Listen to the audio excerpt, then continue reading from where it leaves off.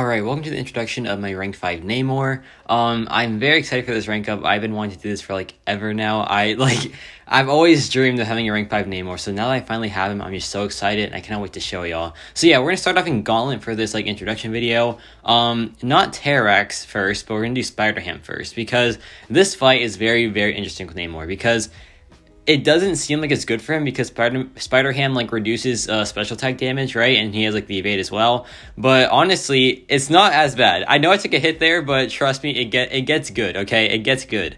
But yeah, you just want to build up your outrage. And by the way, you can build up your outrage much easier in this fight because NAMOR works for if the opponent is bleed immune or debuff immune, he just goes crazy. He just massively excels in that fight because when he fails to apply a bleed, he gains an outrage. And that even counts for immunities as well. So if you're fighting a bleed immune opponent, Namor's just gonna do so well in the fight. So yeah, right here we're building up to our near 30 outrage. So we're gonna go for the SP3, and then we're just gonna launch Imperious Rex, and then it'll just be a very fun time. But not only that, if Spider-Ham gives us some power stings, then we're gonna reflect it straight up. And Spider-Ham in Gauntlet has some massive power stings. So you're going to see just how much reflection we're going to do here. So yeah, we got the second SP3 now, so now we're Imperious Rex. You can see right there, that was a lot of power sting reflection, but that isn't even close to what we're going to do. We go for SP2 here. It was a 91,000 power sting reflection. We did a massive crit right there as well. And this fight is just going perfectly, and he's down, just like that.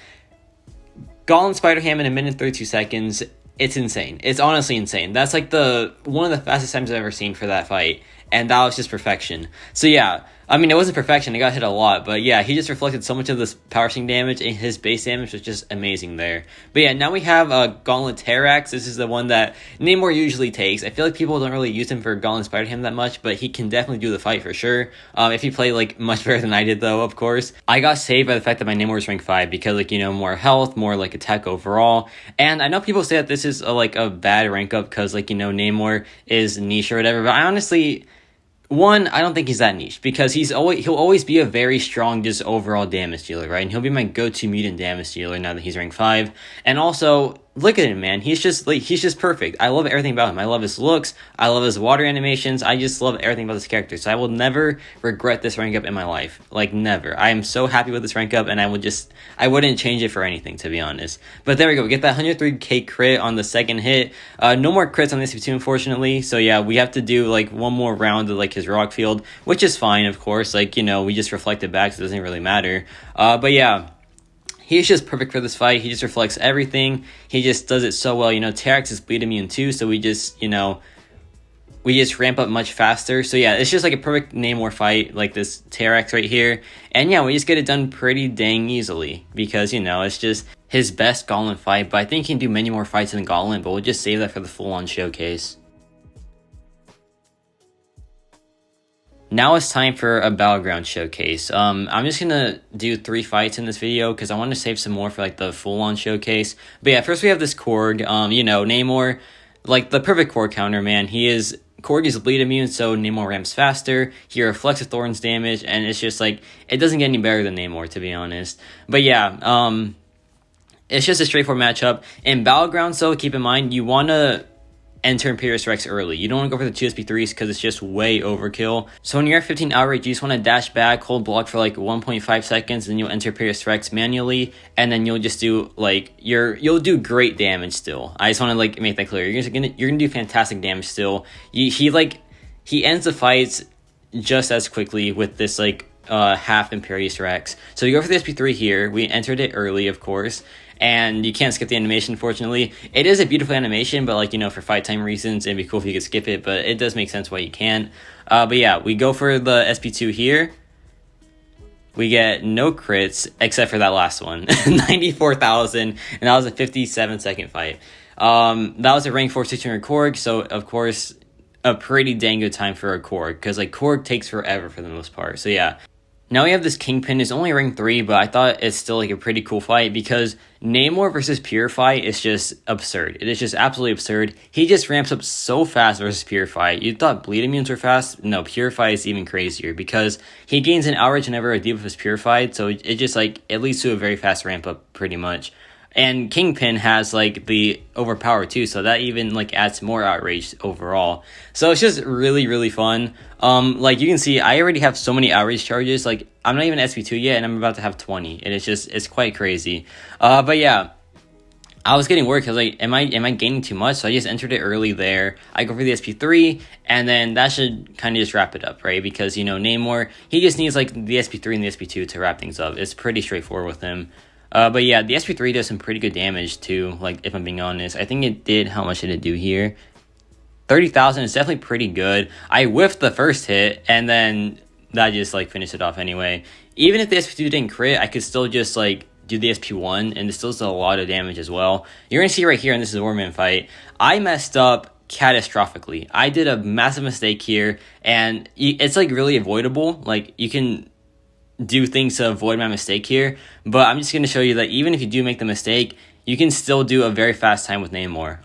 So yeah, Absorbing Man, he's annoying. Obviously, he has the regen, he has the immunities, but the immunities benefit Namor, so we're just chilling there. We deactivate that, right?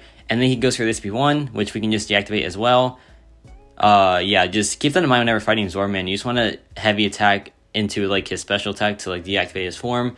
But yeah, we go for the SP3 here, and this is where I make a bad mistake, but I get saved by Namor. It's just pure damage. But yeah, right here, we go for the SP3, and then you want to just like attack into him and like drop your SP2. But I don't know why I did that. I should have just hit into him so I can guarantee like the hit connected, right? But look at the damage still. 14,000 mediums. The SP1 is hitting for a lot of damage, and the bleed just kills him. And I didn't record this one, but it was 57 seconds, and it's just because I got like all the hits of the SP2 off. But yeah, it could be as good as this with Namor versus Absorbing Man. I feel like he's a very, very good counter to him overall. And yeah. The final part of this introduction is the Act 8, mini showcase. We have this Mangog, and this Mangog was a pain for so many players I know. Like, this is a Thorns Mangog that just caused a lot of problems, apparently, and Namor just wipes it, man. He just wipes the floor with him because, Thorns is Namor's, favorite. He loves Thorns, and also, Mangog is bleed immune, so we just ramp up very, very well here. It's very straightforward with Namor. The block damage does hurt because Mangog just, his SP2 does a lot of damage on the block, unfortunately. I could have bait SP1s, but I just chose not to for some reason. But yeah, we're ramping up pretty good here. We get the Furies due to the node where, if you block a special attack hit, you get a lot of Furies from it. So yeah, that's pretty cool as well. I'm baiting out the protection timer, and then when he drops SP2, it'll go away, and then I can just, do my damage, right? So yeah, we have 28 outrages right now. We're just going to wait there. We're going to drop the SP3, and then it's time to just, go haywire.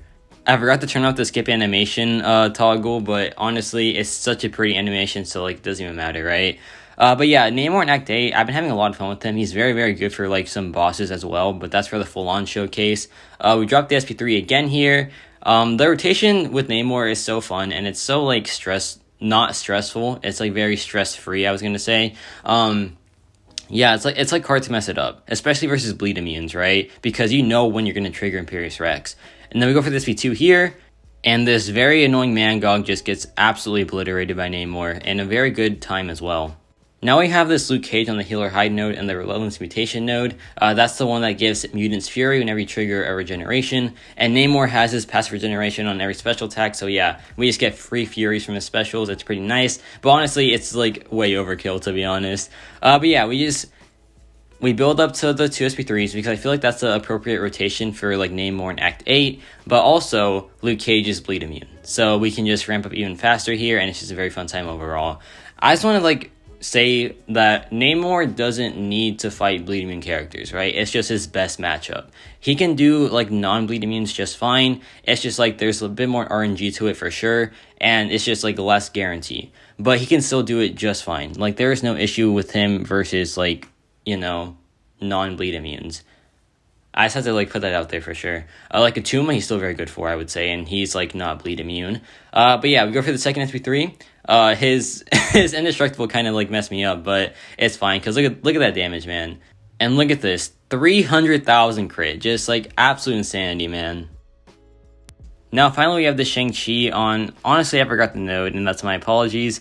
But, oh yeah, it's the Power Shield node. And Namor versus Power Shield isn't as, like, fun as I thought it'd be because, like, Namor, he scales very weirdly, right? Like, the attack rating from the two Furies does a lot, and then the rest is just, like, the outrage prowess. And it's already, like, a massive prowess gain. So it really, like, I feel like he doesn't really benefit too much from Power Shield because I think Power Shield just scales very weirdly. I don't know, the exact, like, math behind it, but it's just very weird, right, for Namor.